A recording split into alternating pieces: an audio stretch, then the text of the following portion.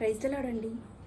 గత కాలమంతా మనల్ని కాచి కాపాడిన దేవుని రుణం మనం ఎలా తీర్చగలం? ఆయన ఉచితమైన కృప మనపై చూపించాడు. ఆయన్ని స్తుతించడం ద్వారానే కదా.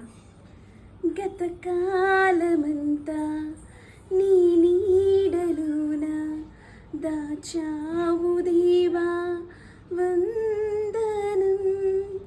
కృప చూపినావు, కాపాడినావు, ఎలా తీర్చగలను నీ రుణం? పాడనా ఓ కీర్తన, పొగడనా వినులనా, వందనం యేసయ్యా, ఘనుడవు నీవయ్యా, వందనం యేసయ్యా,